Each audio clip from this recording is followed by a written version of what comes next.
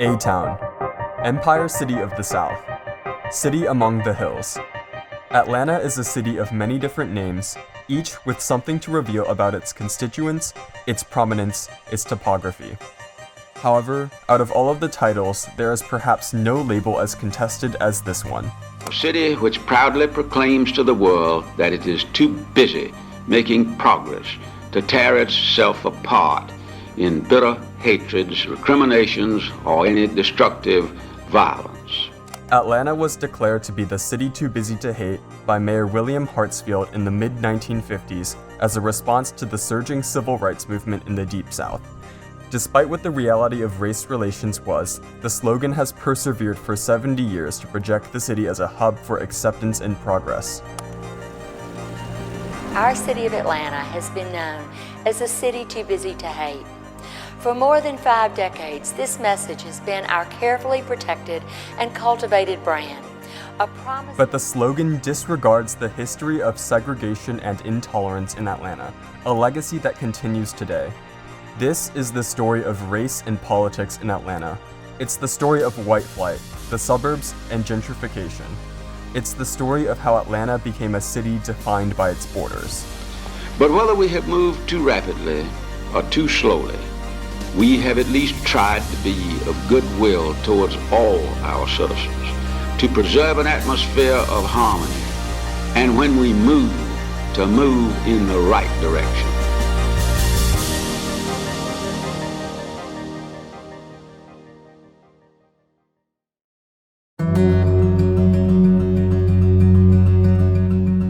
This is Mausley Park, a neighborhood on Atlanta's west side.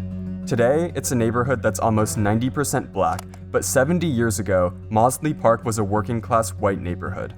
To the east of Mausley Park was Ashby Street, a prominent black neighborhood that quickly became overcrowded in the 1940s as veterans returned home to a shortage of black housing.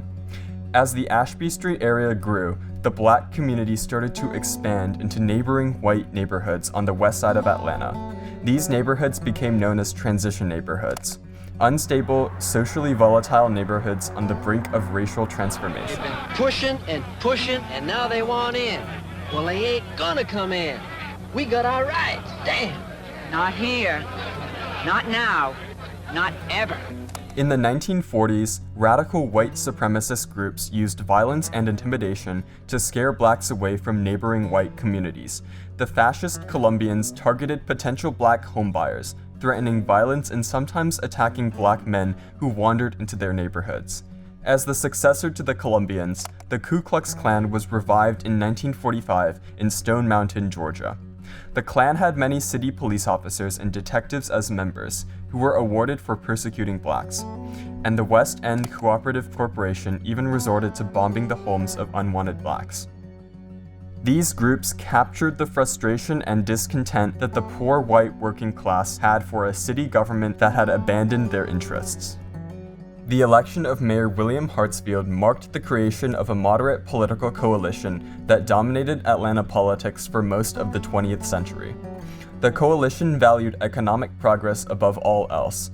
Atlanta's urban elite, including powerful businessmen and the white upper and middle classes, saw racial progress and economic progress as inseparable. By promising racial progress, the elites won the black vote, which deprived working-class whites of their political power. The coalition created an image of Atlanta that was progressive, modern, and moderate, and called it the city too busy to hate. Working-class whites who were for segregation and against civil rights were ignored. The white resistance to neighborhood transition also reflected what was going on nationally as well.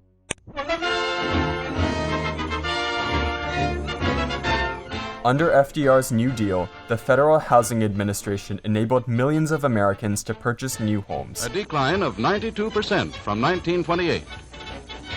But due to the stimulation of the National Housing Act, 1935 presents a different picture. From every section of the country come reports of vastly increased... But in order to ensure that these investments they were making were relatively safe, the FHA encouraged social and racial segregation. This underwriting manual from 1936 illustrates this. If a neighborhood is to retain stability, it is necessary that properties shall continue to be occupied by the same social and racial classes. A change in social or racial occupancy generally contributes to instability and a decline in values.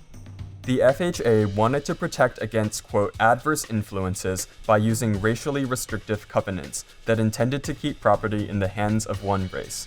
Similarly, the Homeowners Loan Corporation instituted redlining, where poor and minority communities were often deemed unsafe for investment. On this 1938 map of Atlanta, prominent black neighborhoods like Ashby Street and Auburn Avenue are clearly labeled red, meaning they were deemed hazardous investments. Surrounding areas where black families were expanded into are labeled as definitely declining. The mapmakers listed mixture of racial groups and proximity to Negro property as a detrimental influence.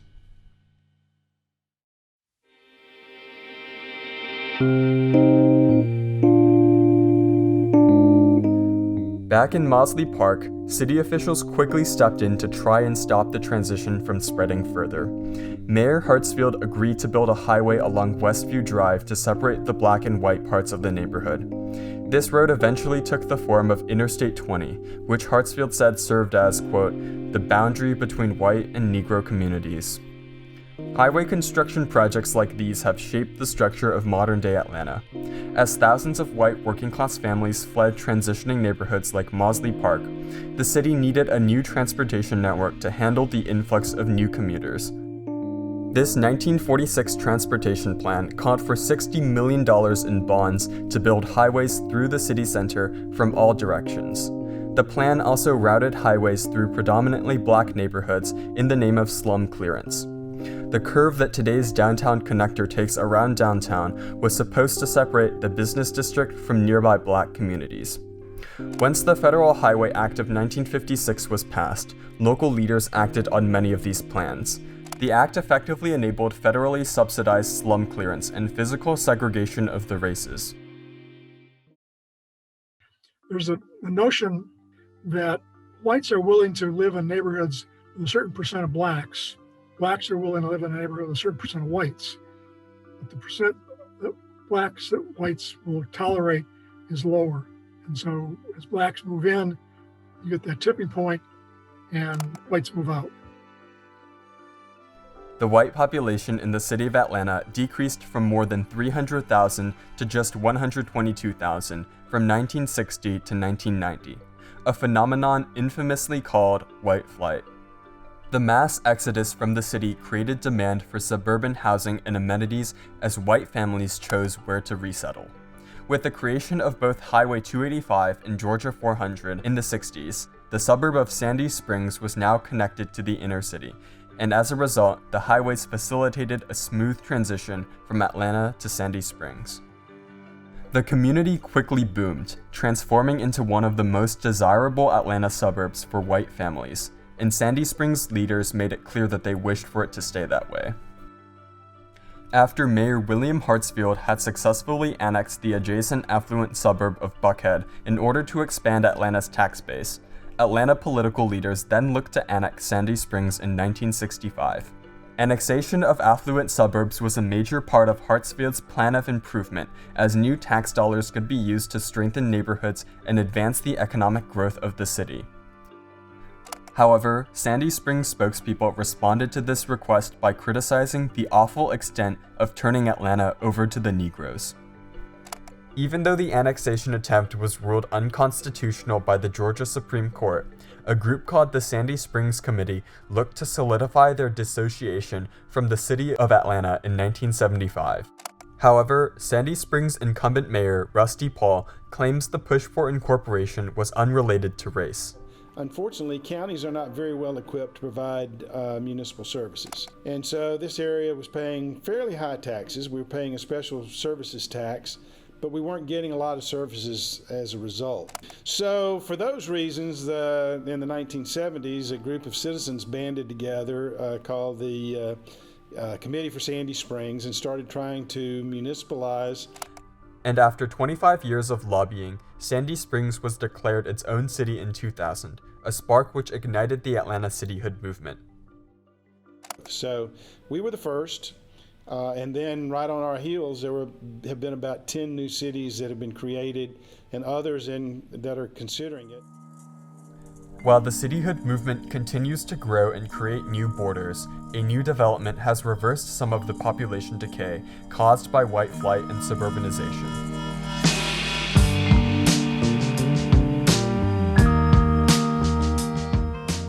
That development is the Atlanta Beltline, a walking and biking path which has both revitalized the urban areas around it and been the leading cause of gentrification in the city. On paper, the large-scale urban development project appears to solve many of the issues caused by the city's 20th century redevelopment. While leaders of the past actively tried to maintain neighborhood segregation, the Beltline seeks to desegregate neighborhoods and bring disconnected neighborhoods together through its 22-mile loop. However, recent studies in the Beltline reveal how the project has truly impacted affordability and gentrification. They found an 18 to 26% appreciation on houses near the Beltline versus similar homes not near the Beltline. For this reason, researchers predict that over time the area will become more affluent and less diverse, a direct parallel to the concentrated affluence in suburbs like Sandy Springs. The gentrification has been received differently by many different groups, some who see the Beltline as diminishing the sense of community in neighborhoods, and others who see it as an opportunity for Black dreamers. There are pros and cons from the Atlanta Beltline. The unfortunate part, many families who what we call legacy families, who lived there for many years and really stuck with the community, those families aren't there to be able to reap the benefits of this redevelopment. And to the extent that they are there, many of them don't have the recognition that the Beltline and all that it entails is there for them too. It's in so many ways, I say it's counterintuitive for many African Americans to go walk through the woods. It just doesn't make sense. So it's incumbent upon us as leaders to educate our communities that this is something for all of our communities. This is something that's beneficial to your family. It's okay to walk through the woods, that this is about health and it's about wellness. Mayor Bottoms also recognizes the strain that the Beltline has put on lower income families. And we have to be very mindful about displacement. When I was a city council member, I created some legislation to create displacement-free zones in the city. I think it is going to be really important for us to expand those throughout the city so that as property taxes are going up, people can have money to help offset those property taxes. Today, the trends of the past have started to reverse themselves. Incorporated suburbs have diversified, with the Sandy Springs African American population growing to almost 20%. While the cityhood movement remains a contested subject, African American communities have started incorporating, with a proposed city called Greenhaven following the lead of majority Black cities like South DeKalb. The development of the Beltline has triggered reverse white flight back into the city of Atlanta, recreating racial and socioeconomic borders of the past. So is Atlanta truly the city too busy to hate? Well, I think that it's like any great savvy marketing tagline. It's just that, city too busy to hate. Obviously, it's an aspiration, but it's not a reality.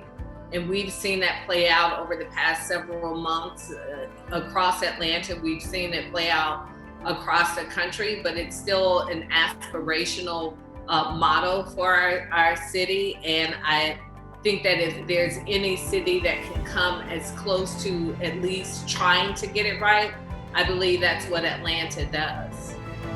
But whether we have moved too rapidly, Atlanta is a city of contradictions, we have at least tried a diverse metropolis built on the groundwork of segregation, to preserve an but rooted in the atmosphere of desire harmony. to constantly move And when forward. we move, to move in the right direction.